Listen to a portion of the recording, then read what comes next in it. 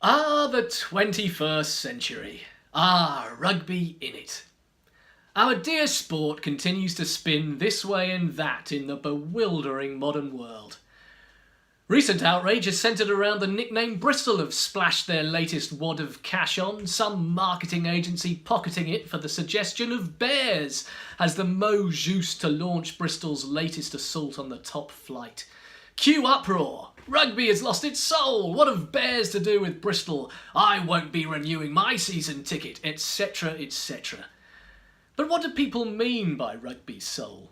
They mean its amateur culture. That soul was sold in 1995. Now rugby is no different from any other pocket of society, which means money, consumerism, the corruptions of behaviour that higher pressure provokes, and lots of bears, shoguns, wolves and brave blossoms. Rugby still thinks it's above the less savoury trappings bound up with the mega hype of 21st century culture, but it's not, because nothing can be, however much traditionalists resist. Incensed players remonstrating with a referee who is himself accused of corruption, and governing bodies panicking in the face of it, there will be more of this, not less. And there will be all the crassness of bears and toe-curling mission statements trying to justify their existence, and hilarity at the pre-existence of a collective called Bristol Bears at the heart of the city's gay village, who represent all the grisly virtues of rugby and then some. If Charles Piutau doesn't work out, these Bristol Bears would no doubt welcome Israel Folau with open arms.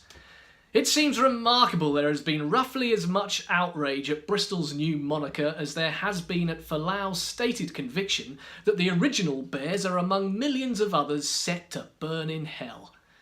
Rugby is trying to pass this off as freedom of speech's prerogative, with Izzy justifying himself with a passage not from the 21st century but from the first, denying homosexuals, among others, including drunkards, access to the kingdom of God. Perhaps Paul, if he could, would have taken down that particular passage from his epistle to the Corinthians, and let's face it, he had issues with the about change of attitude. Israel has taken down his epistle to the Instagrammer, but the legacy remains. Surely the authority to cite is Jesus himself, whose doctrine of turning the other cheek, we must assume he meant facial, revealed him to be nothing if not tolerant of all. Meanwhile, Denny Solomona is banned for 4 matches, not for a thought-out stance of bigotry, but heat-of-the-moment name-calling we're not even sure he was guilty of. Rugby has never been an institution light on its feet, and insofar as its soul exists, that very heaviness is the legacy. So all power to the Bears. May they carry the bigots away to a better place. Does any of it matter anyway? If Bristol and Izzy transport us to the kingdom of God with their rugby, all will one day be forgiven.